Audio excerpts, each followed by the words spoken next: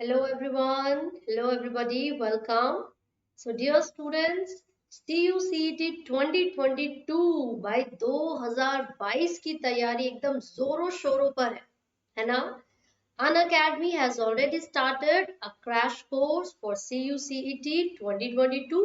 अगर अभी तक भी आप लोगों ने ज्वाइन नहीं किया है then hurry up, क्योंकि समय निकलता जा रहा है बच्चों और CUCET का एग्जाम आने ही वाला है।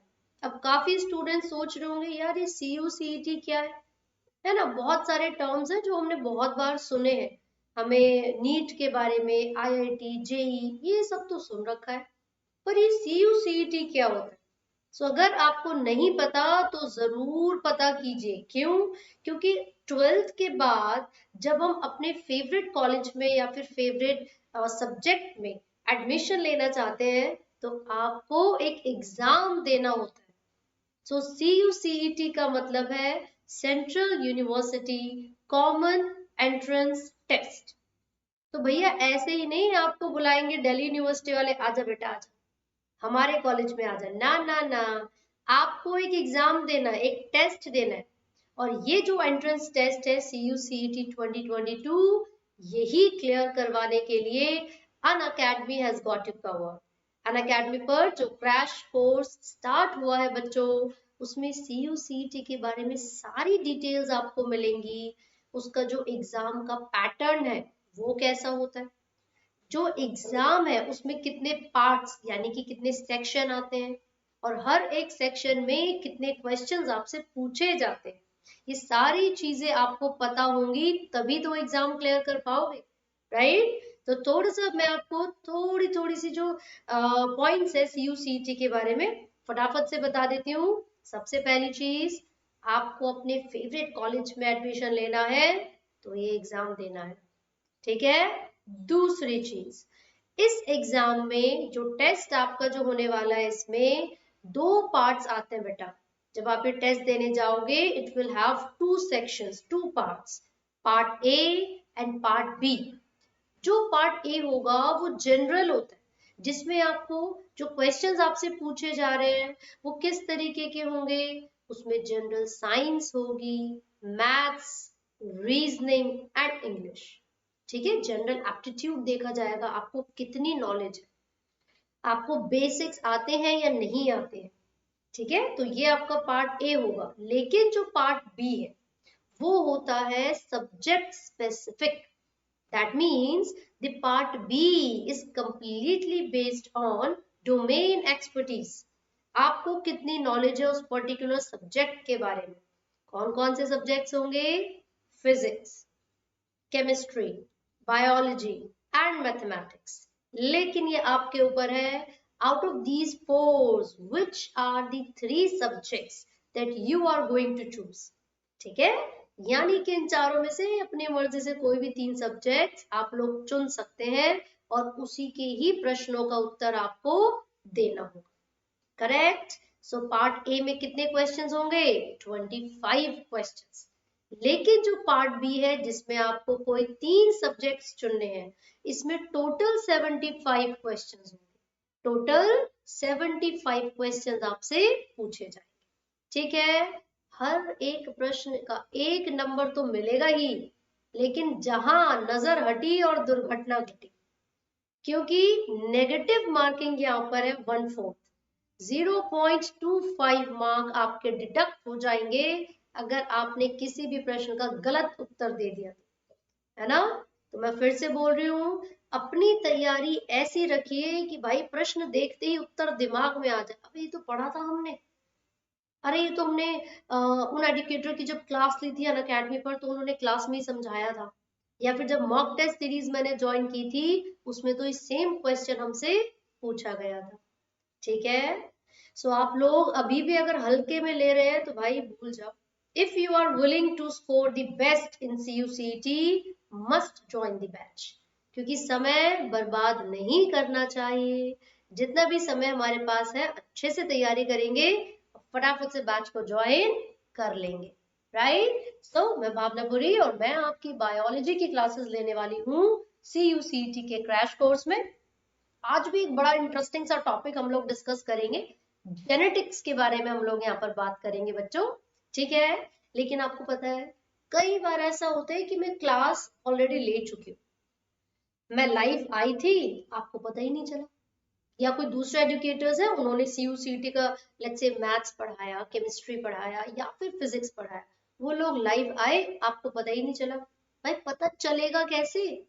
तुमने अभी तक एप्लीकेशन डाउनलोड नहीं करी अन अकेडमी की है, तुमने अभी तक टेलीग्राम का ग्रुप ज्वाइन नहीं किया, कैसे पता चलेगा?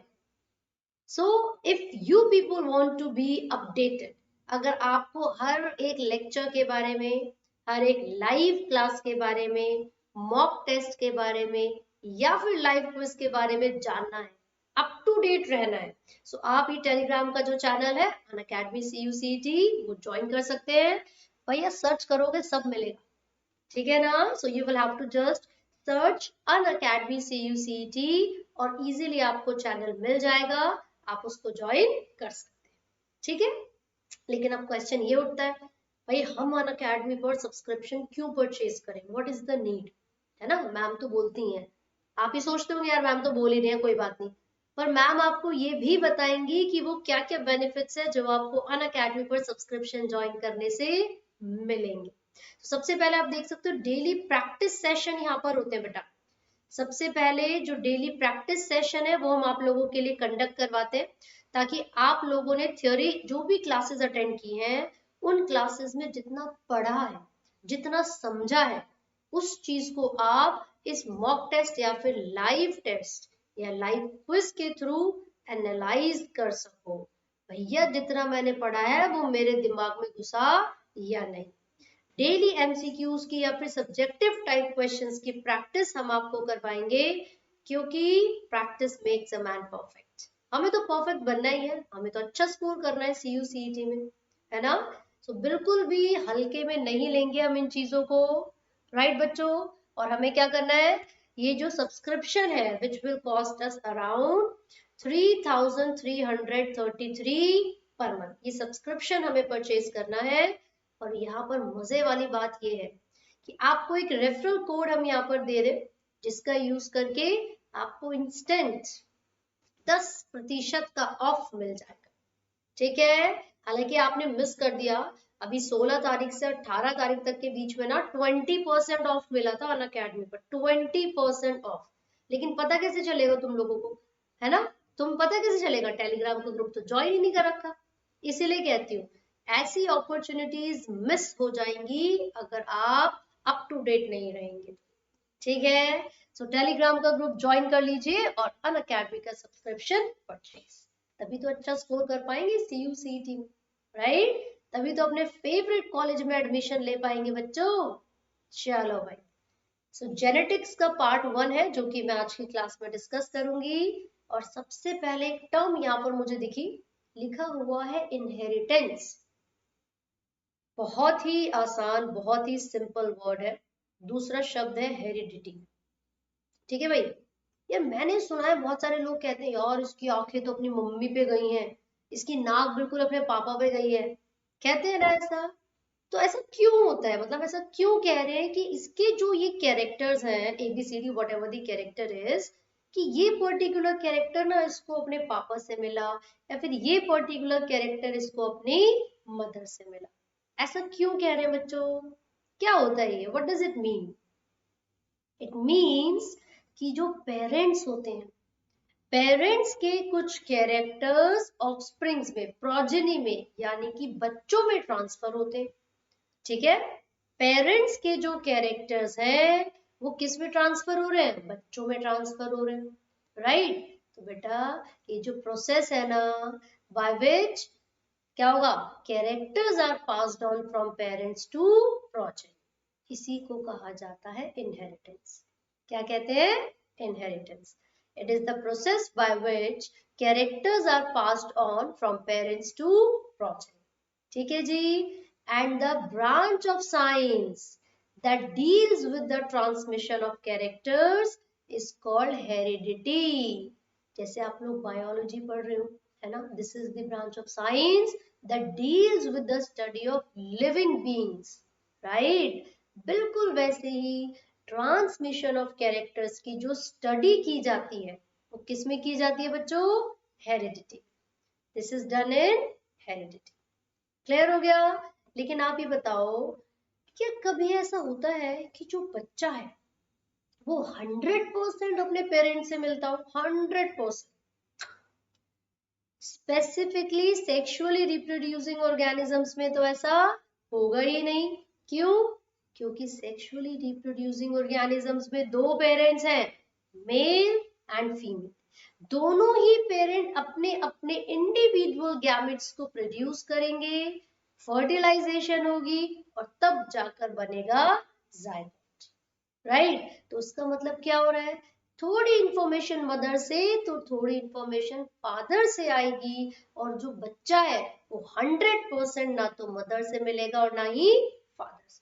तो कुछ ना कुछ बदलाव, कुछ ना कुछ चेंजेस तो आएंगे ना।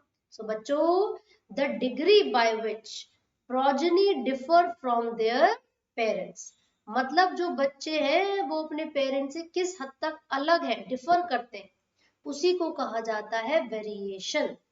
क्या बोलेंगे? वेरिएशन। ठीक है भाई। ह्यूमंस बहुत ही ज्यादा सुपीरियर, बहुत ही ज्यादा दिमागदार ऑर्गेनिजम्स है ना। इन्होंने प्लांट्स और एनिमल्स की जो नेचुरल ब्रीड थी भाई, उसमें क्रॉस करवा करवा के, आर्टिफिशियल सिलेक्शन करवा करवा के पता नहीं कितनी ज्यादा नए नए वेराइटीज को ऑब्टेन कर लिया। अब जैसे देख लो, ये फूल गोभी, पत्ता गोभी, ये तो नॉर्मली खाते थे, अब ब्रोकली आ चुकी है ना। अब जैसे नॉर्मली आपने यहाँ पर एक एग्जांपल देखा होगा, एंसेस्ट्रल वाइल्ड काउ। बेटा यहाँ पर वाइल्ड काउ का मतलब है जो नेचुरली अकरिंग होती है। ठीक है? तो इंसानों ने क्या किया कि भैया गाय को भी नहीं छोड़ा, हाइब्रिडाइजेशन करवा दी, आर्टिफिशियल सिलेक्शन के थ्रू एक ऐसी ब्रीड बनाई, एक ऐसी ब्रीड बनाई काऊ की जिसमें हमारे डिजायरेबल फीचर्स प्रेजेंट थे। ठीक है? तो ये कहां पर किया गया बच्चों? पंजाब में। कौन सी काऊ, कौन सी गाय की बात हो रही है यहाँ पर? साहिवाल काऊ की बात हो रही है। ठीक है? सो इस चैप्टर में हम पढ़ेंगे कि ह्यूमंस ने अपने आर्टिफिशियल सिलेक्शन का इस्तेमाल करके कौन कौन सी नई ब्रीड्स को बनाया, और ये जो जेनेटिक्स हम पढ़ रहे हैं, जीन्स की स्टडी हम पढ़ रहे हैं, ट्रांसमिशन ऑफ कैरेक्टर्स हम पढ़ रहे हैं, बेटा इसके पिताजी कौन है ये पूछा जाता है। Who is known as the father of genetics, या फिर फादर ऑफ मॉडर्न जेनेटिक्स? तो सही उत्तर आपका होगा ग्रिगोर मेंडल। ठीक है? वैसे कई जगह पर बेटसन भी लिखा हुआ आता है बच्चों, BATESON। So if Mendel is not given in the options, the correct answer would be Bateson, but actual में बेटसन ने वो टर्म दी थी जेनेटिक्स। ठीक है जी? चलो, लेकिन उनको पॉपुलराइज तो उन्होंने ही किया था। राइट? अब मेंडल है कौन, क्या किया था इन्होंने, और किस पर किया था? बहुत सारे क्वेश्चंस हैं। कौन है मेंडल, क्या एक्सपेरिमेंट उन्होंने किया, कौन से प्लांट पर किया और क्यों किया, सबसे इंपॉर्टेंट चीज। राइट? तो हम बोलेंगे ग्रिगोर मेंडल, जिनको फादर ऑफ जेनेटिक्स भी कहते हैं, ये एक मॉन्क हुआ करते थे, साधु हुआ करते थे, मस्त अपनी जिंदगी जी रहे थे पेड़ पौधों के साथ। इन्होंने अपने सुंदर सा गार्डन बनाया और उस गार्डन में बहुत सारे मटर के पौधे उगा दिए। ठीक है जी? अब ऐसी मस्त एक दिन टहलते हुए जा रहे थे तो उनकी नजर पड़ी, यार कुछ तो छोटे छोटे से पौधे और कुछ बहुत बड़े बड़े से। यानी कि मटर के पौधों को जब उन्होंने देखा अपने गार्डन में, तो उन्होंने क्या देखा, क्या ऑब्जर्व किया? Some of these plants were dwarf, छोटे छोटे छोटे, and the others were tall. कह रहे यार, दो वैरायटी के पौधे मेरे गार्डन में, तो क्या बात है। अब इनकी नजर पड़ी फ्लावर्स पर, फूलों पर। कुछ सफेद रंग के फूल उग रहे थे तो कुछ पर्पल कलर के, मतलब वायलेट, है ना। इन्होंने देखा यार, मटर के पौधे में इतनी वैरायटी मुझे देखने को मिल रही है, ये हुआ कैसे?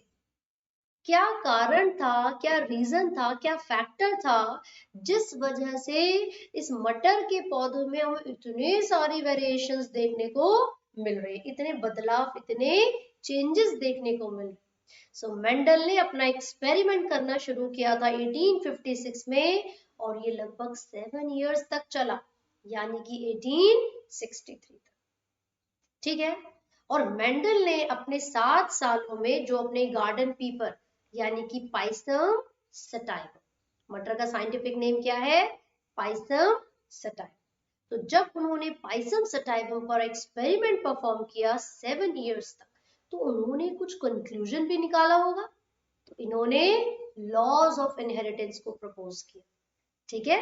और पहले हम पढ़ेंगे इन्होंने क्या एक्सपेरिमेंट किया, कैसे किया, बाद में बताएंगे क्या कंक्लूजन इन्होंने निकाला था। ठीक है। तो सबसे पहले बात तो क्लियर हो गई, Gregor Mendel father of genetics है। इन्होंने गार्डन पी यानी कि पाइसम सटाइवम पर अपना एक्सपेरिमेंट परफॉर्म किया 1856 से लेकर 63 तक, यानी कि 7 इयर्स में। और क्यों किया उन्होंने इस प्लांट को सेलेक्ट, गार्डन पी को ही क्यों चुना भाई, ये भी तो इम्पोर्टेंट है। तो हम बोलेंगे क्योंकि ये जो प्लांट है वो बायसेक्सुअल है, मेल और फीमेल दोनों reproductive organs with in the same plant, आसानी से उसको हम देख पाएंगे, ऑब्जर्व कर पाएंगे। दूसरा, शॉर्ट लाइफ साइकिल है, बहुत ही छोटा सा लाइफ साइकिल था। तीसरा, लार्ज नंबर ऑफ प्रोजेनी, काफी ज्यादा मात्रा में न्यू प्लांट्स, न्यू बच्चे प्रोड्यूस हो जाते हैं। और चौथा, कैरेक्टर्स इतने सारे थे इसके अंदर, वेरिएशंस इतनी ऑब्जर्व होती हैं कि मेंडल ने सोचा इसी प्लांट पे स्टडी करूंगा। ठीक है। सो टोटल 7 कैरेक्टर्स थे बच्चों गार्डन पी में। टोटल कितने कैरेक्टर्स थे? 7 कैरेक्टर्स थे जो मेंडल ने स्टडी किए। और क्योंकि हर एक कैरेक्टर में 2 कंट्रास्टिंग ट्रेट्स थे, हर एक कैरेक्टर में 2 कंट्रास्टिंग ट्रेट्स थे, सो टोटल कितनी वेराइटीज हुई?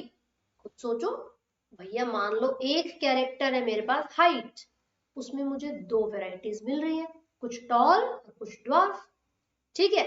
अब कोई दूसरा कैरेक्टर है, मान लीजिए दूसरा कैरेक्टर है कलर ऑफ द फ्लावर, तो उसमें मुझे कुछ व्हाइट मिले और कुछ वॉयलेट। तो उसका मतलब क्या हुआ? हर एक कैरेक्टर में 2 कंट्रास्टिंग ट्रेट्स थे। तो क्योंकि टोटल 7 कैरेक्टर्स थे, तो बेटा कंट्रास्टिंग ट्रेट्स कितने हुए, वेराइटीज कितनी हुई? 40। क्लियर हो गया जी? चलिए, लिखा हुआ है जब मेंडल ने अपना एक्सपेरिमेंट शुरू किया था, तो इन्होंने ट्रू ब्रीडिंग पी प्लांट्स के साथ एक्सपेरिमेंट किया। बच्चे, ट्रू ब्रीडिंग का मतलब क्या है? देखिए, a true breeding line is one that having undergone continuous self-pollination shows stable trait inheritance and expression for several generations. किसी भी ट्रू ब्रीडिंग प्लांट का या ट्रू ब्रीडिंग लाइन से हमारा मतलब है ऐसे प्लांट्स जिनमें हमने लगातार सेल्फ पॉलिनेशन करवाई और उसके रिजल्ट में स्टेबल कैरेक्टर्स यानी कि ट्रेट्स को ऑब्जर्व कर पा रहे। ठीक है बच्चों। तो ग्रिगोर मेंडल ने जब प्लांट लिया गार्डन पी प्लांट, तो उसमें 7 कैरेक्टर्स और हर एक कैरेक्टर में 2 वेराइटी थी, तो टोटल 14 वेराइटीज हो गई। ठीक है। लेकिन आपको पता है ये जो कैरेक्टर्स हैं इनको कंट्रोल कौन करता है? चलो जल्दी से बता दो, कैरेक्टर्स को कंट्रोल कौन करता है? Come on.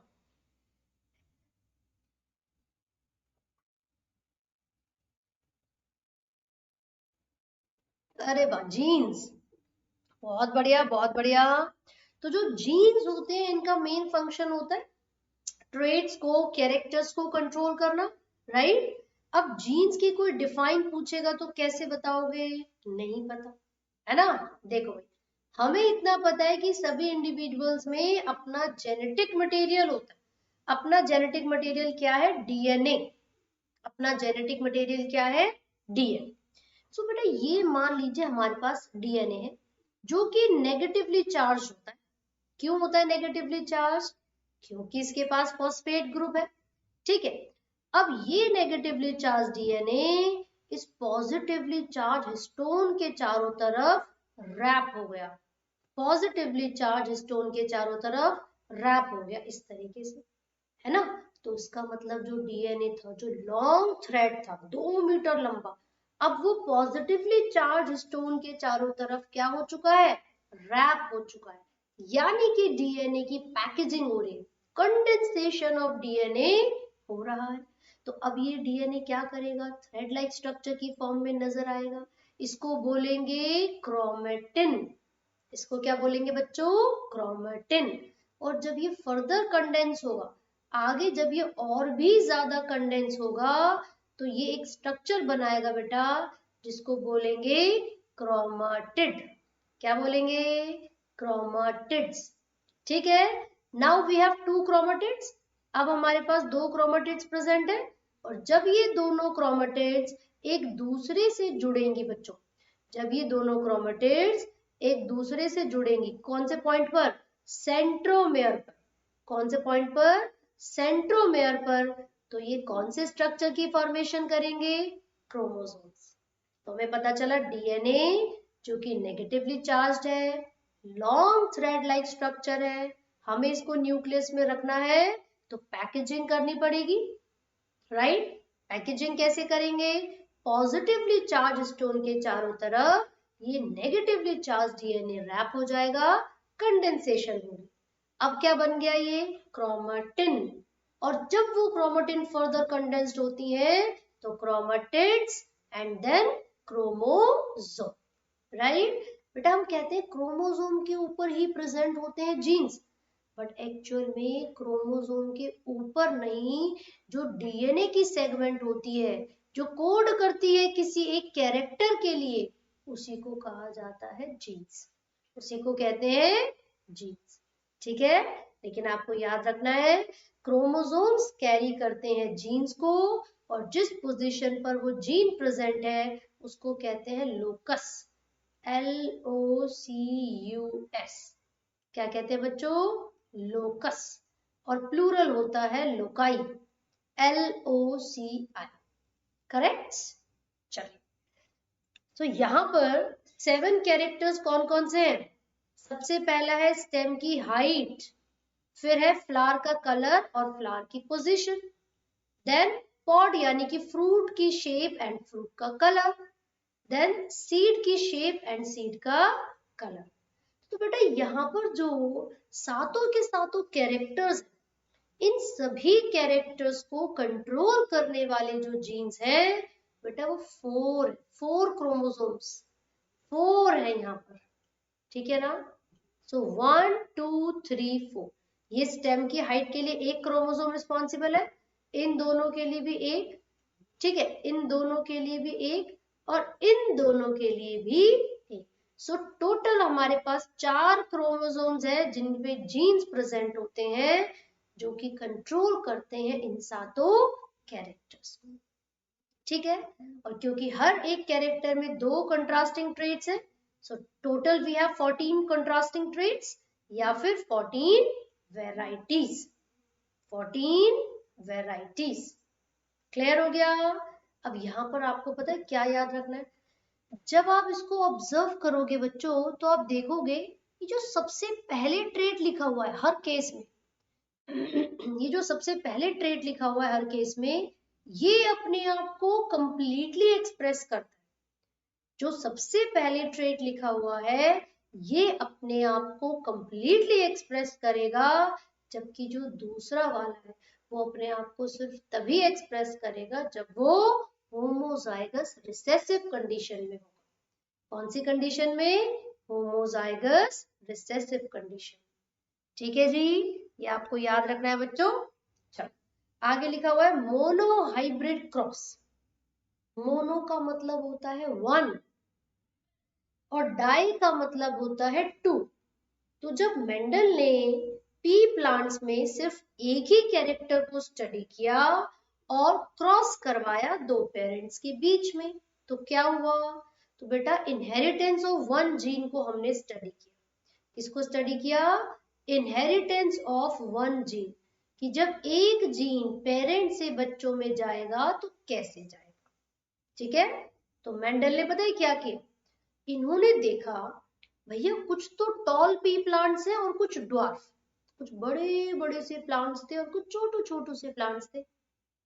इन्होंने उन दोनों प्लांट्स में क्रॉस करवाया।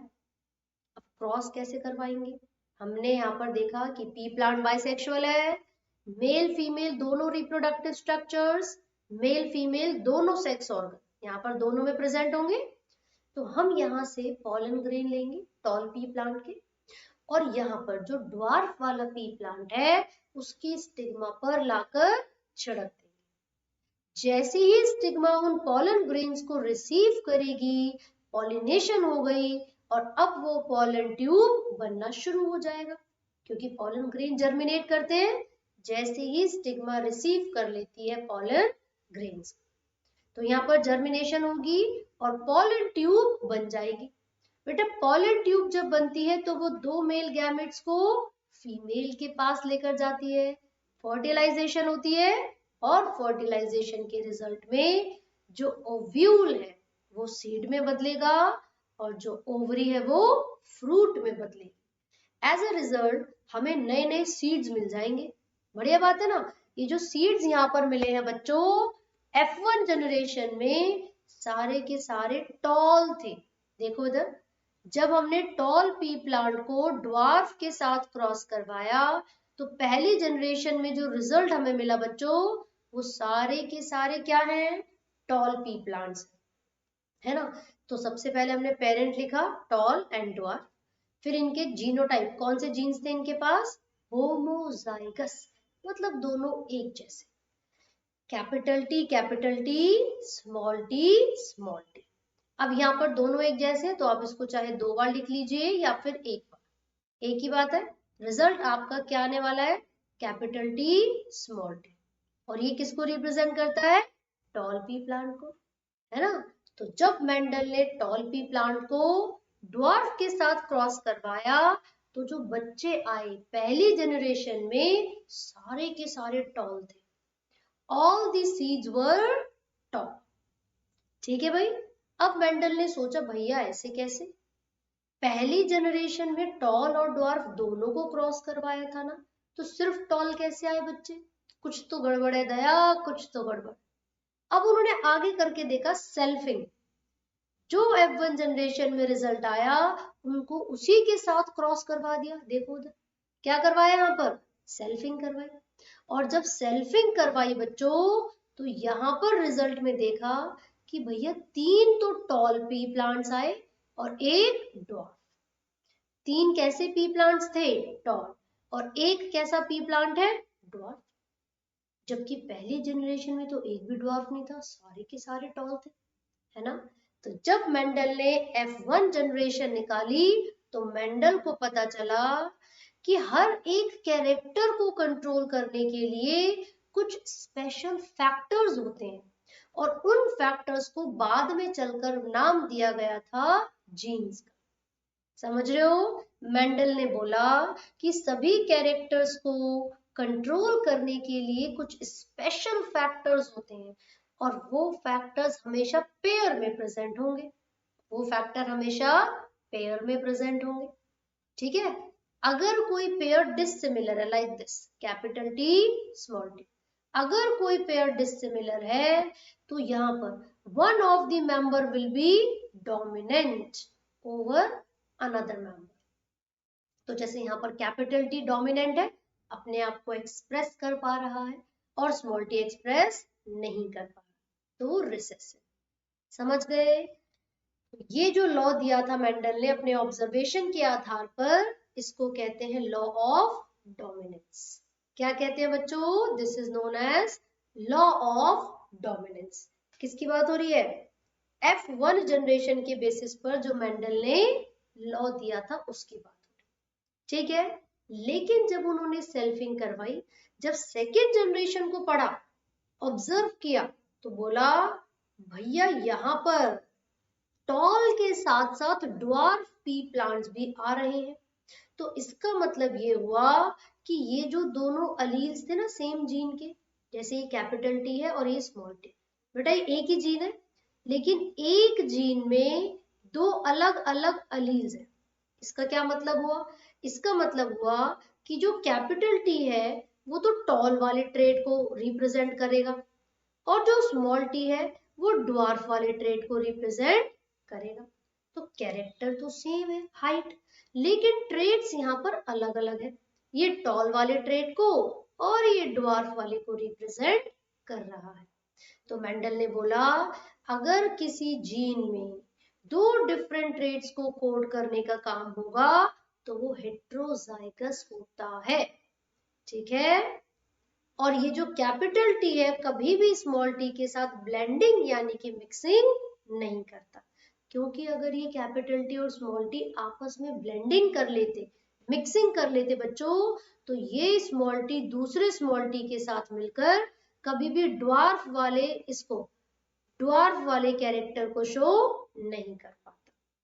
ठीक है, तो इसका मतलब ये है, मेंडल ने बोला दूसरा यहाँ पर लॉ ऑफ सेग्रीगेशन, जो ये कहता है कि किसी भी एक जीन में जो दो अलील्स प्रेजेंट है वो कभी भी ब्लेंडिंग शो नहीं करते, कभी भी ब्लेंडिंग यानी कि मिक्सिंग शो नहीं करते, क्योंकि अगर ऐसा होता तो F2 जनरेशन में ये ड्वार्फ वाला जो कैरेक्टर है ये शो ही नहीं होता। समझ गए बच्चों? तो याद रखना, दो लॉज यहाँ पर मेंडल ने दिए थे, लॉ ऑफ डोमिनेंस और दूसरा लॉ ऑफ सेग्रीगेशन। ठीक है, चलिए, तो फैक्टर्स क्या थे उनके हिसाब से? जीन्स क्या करते हैं? कोड करते हैं पेयर ऑफ कंट्रास्टिंग कैरेक्टर। ये ऐसी इंफॉर्मेशन को कैरी करते हैं जो कि किसी पर्टिकुलर ट्रेट को रिप्रेजेंट करने के लिए जरूरी है। ठीक है बच्चों, सो लिखा है jeans which code for a pair of contrasting traits, ऐसा जीन जो कि पेयर ऑफ कंट्रास्टिंग ट्रेट के लिए कोड करेगा, है ना, उसको बोलेंगे अलील्स।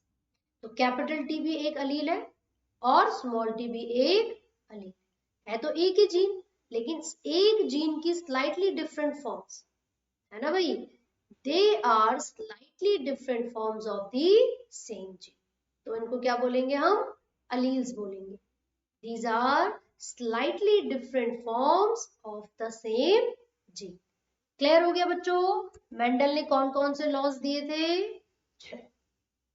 अब एक बात बताओ, जो जेनेटिक कंपोजिशन था F1 जनरेशन में जितने भी बच्चे आए उन सभी के पास जीन्स कौन से थे? Capital T small T, hybrid थे बच्चों, है ना, और इस तरीके के जीन को कहते हैं हेट्रोजाइगोट। क्या कहते हैं बच्चों? Heterozygote, capital T small T. लेकिन दिखने में जो कैपिटल टी स्मॉल टी है वो बिल्कुल कैपिटल टी वाले पेरेंट की तरह थे। इसका मतलब क्या हुआ कि जो फिजिकल अपीयरेंस है वो दोनों की सेम है, जबकि जीन्स दोनों के अलग अलग है। समझ रहे हो? तो बेटा फिजिकल अपीयरेंस को कहा जाता है फिनोटाइप। क्या कहते हैं? फिनोटाइप, मतलब वो दिखने में टॉल है या ड्वार्फ है या कैसा है, तो दिस इज कॉल्ड फिनोटाइप। लेकिन जो जेनेटिक कंपोजिशन है, जीन्स के अरेंजमेंट को कहते हैं जीनोटाइप। क्लियर हो गया? फिनोटाइप मींस डिस्क्रिप्टिव टर्म्स, कि वो टॉल है, वो ड्वार्फ है, वो व्हाइट कलर का है, वो पर्पल कलर का है ना, वो राउंड है, वो रिंकल है, ये सब क्या होते हैं? These all are the descriptive या description of that particular trait, physical appearance of that particular trait, तो उसको क्या बोलेंगे? Phenotype, right. लेकिन जो जीनोटाइप होते हैं बच्चों, उसका मतलब है जेनेटिक कंपोजिशन, जीन्स कौन से हैं उनके पास, है ना।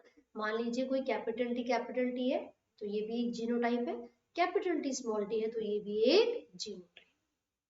ठीक है, यहाँ पर ये होमोजाइगस है, दोनों अलील्स टॉल ट्रेट को कोड कर रहे हैं, लेकिन ये हेट्रोजाइगस है क्योंकि एक टॉल के लिए और एक ड्वार्फ के लिए कोड करेगा, है ना। बट यहाँ पर जो कैपिटल टी है वो अपने आप को कंप्लीटली एक्सप्रेस कर पा रहा है होमोजाइगस कंडीशन में भी और हेट्रोजाइगस कंडीशन में भी, तो बोलेंगे capital T is dominant over another, और जो दूसरा वाला फैक्टर है वो क्या है? रिसेसिव। तो हमेशा याद रखना, हेट्रोजाइगस या फिर डिसिमिलर पेयर अगर होगा तो एक डोमिनेंट होता है ओवर अनदर। ठीक है बच्चों, चलिए यहाँ पर देखिए एक और साइंटिस्ट आए जिनका नाम था रेजिनाल्ड सी पुनेट। ये एक ब्रिटिश के जेनेटिसिस्ट थे। इन्होंने एक ग्राफिकल रिप्रेजेंटेशन दी थी बच्चों, जिसकी मदद से हम जीनोटाइप को पता लगा सकते थे एक जेनेटिक क्रॉस में। मतलब जब भी हम कोई क्रॉस करवाएंगे तो जो बच्चे आए हैं, जो प्रोजेनी है, ऑफस्प्रिंग है, उनके पॉसिबल जीनोटाइप्स क्या क्या हो सकते हैं, उसको पता लगाने के लिए यहाँ पर एक स्क्वायर दिया गया था जिसको पुनेट स्क्वायर कहते हैं। ये देखिए, ये एक ऐसी रिप्रेजेंटेशन है जिससे हम F1, F2, formation of zygote या गैमेट्स की प्रोडक्शन को भी स्टडी कर सकते हैं। क्लियर हो गया बच्चों? आगे देखो, मान लो मेरे पास एक टॉल पी प्लांट है, बहुत ही बड़ा पौधा है, टॉल पी प्लांट है। तो क्या आप उस प्लांट को देखकर ऑब्जर्व करके ये बता सकते हो वो होमोजाइगस है या फिर हेट्रोजाइगस? मतलब वो कैपिटल टी है या फिर वो कैपिटल टी स्मॉल टी है? देखकर बता सकते हो? नहीं बता सकते। मतलब आप उसकी फिजिकल अपीयरेंस तो बता सकते हो कि भैया ये टॉल है या फिर ये ड्वार्फ है, लेकिन आप ये नहीं बता सकते कि उसका जेनेटिक कंपोजिशन क्या है, वो कैपिटल टी है या फिर वो कैपिटल टी स्मॉल टी है। तो जीनोटाइप तो हम नहीं बता सकते, है ना? तो हमें जीनोटाइप डिटरमिन करना है, हमें जीनोटाइप पता लगाना है डोमिनेंट पेरेंट का। तो हम क्या करेंगे, उस टॉल पी प्लांट को ड्वार्फ के साथ, होमोजाइगस रिसेसिव के साथ क्रॉस करवा देंगे। टॉल पी प्लांट को होमोजाइगस रिसेसिव के साथ क्रॉस करवा देंगे। अगर हमारे रिजल्ट में 100% टॉल आए तो समझ जाना ये कैपिटल टी था, यानी कि होमोजाइगस। ठीक है, लेकिन 50% टॉल और 50% ड्वार्फ आएंगे तो मतलब वो हेट्रोजाइगस था बच्चों। मतलब वो क्या था, वो हेट्रोजाइगस था, दैट वाज हेट्रोजाइगस। समझ गए? तो एक ऐसा क्रॉस जिसकी मदद से हम डोमिनेंट पेरेंट के जीनोटाइप को स्टडी कर सकते हैं, उसको कहा जाता है टेस्ट क्रॉस। उसको क्या कहते हैं बच्चों? Test cross. ठीक है जी, दिस इज टेस्ट क्रॉस। ये बहुत इंपॉर्टेंट है। डोमिनेंट पेरेंट जिसका जीनोटाइप हमें पता लगाना है, उसको क्रॉस करवाएंगे होमोजाइगस रिसेसिव के साथ। ठीक है जी, और हमें जीनोटाइप पता चल जाए। करेक्ट? तो बेटा सबसे पहले कौन से लॉ दिए थे? Dominance and segregation. ये दोनों ही मोनोहाइब्रिड क्रॉस के ऊपर बेस्ड थे, यानी कि इनहेरिटेंस ऑफ वन जीन के ऊपर बेस्ड थे। ठीक है, लॉ ऑफ डोमिनेंस क्या कहता है? सारे कैरेक्टर को कंट्रोल किया जाता है स्पेशल यूनिट से, जिनको फैक्टर्स बोलते हैं। फैक्टर्स हमेशा पेयर में है। अगर कोई डिसिमिलर पेयर है तो एक डोमिनेटिंग होगा और दूसरा रिसेसिव, जैसे कैपिटल टी स्मॉल टी में होता है। ठीक है बच्चों, और जो दूसरा लॉ दिया था मेंडल ने, वो कौन सा था? Law of segregation. एक्चुअल में फर्स्ट लॉ था बच्चों, और इसको यूनिवर्सल लॉ भी कहते हैं।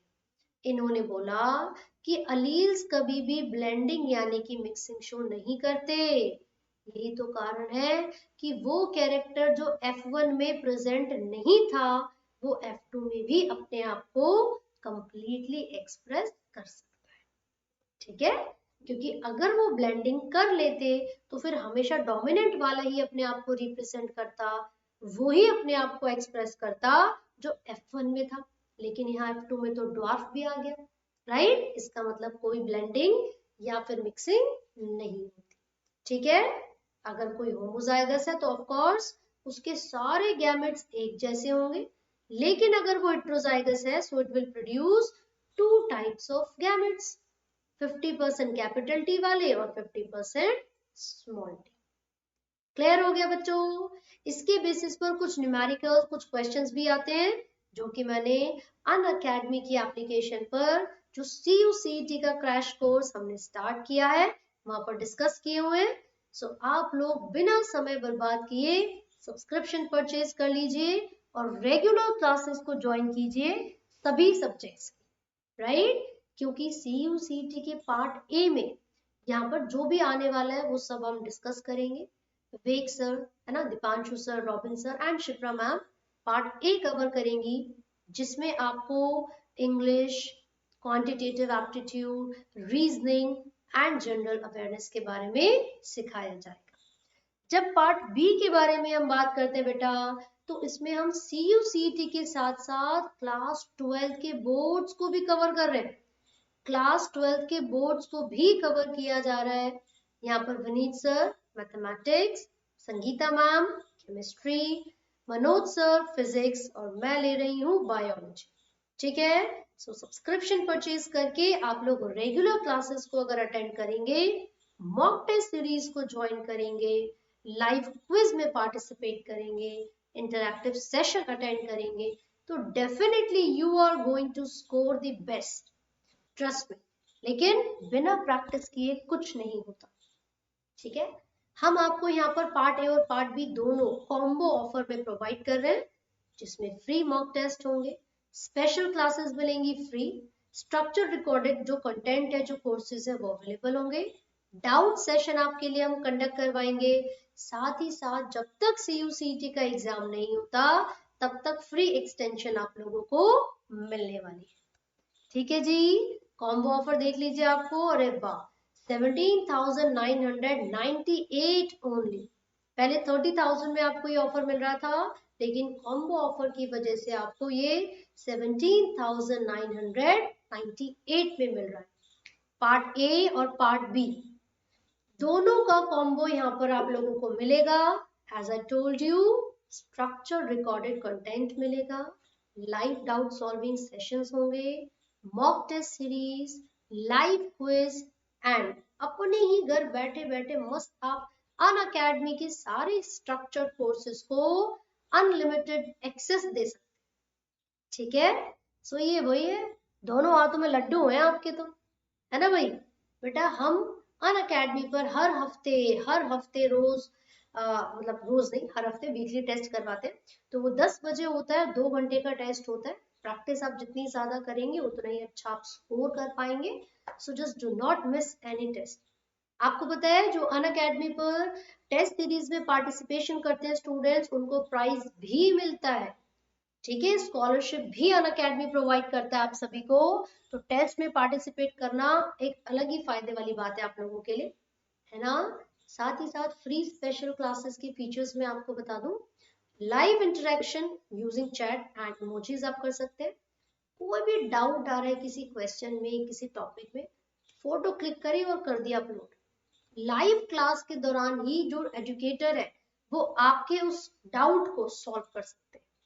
पोल ऑप्शंस यहाँ पर आपको मिलते बेटा क्विज के थ्रू, और लीडर बोर्ड के थ्रू आपको पता चलता है हम कितने पानी में हैं, हमारी परफॉर्मेंस कौन से लेवल पर चल रही है और हमें कितनी ज्यादा इंप्रूवमेंट करने की जरूरत, राइट। साथ ही साथ be the first one to report a particular issue to claim your price.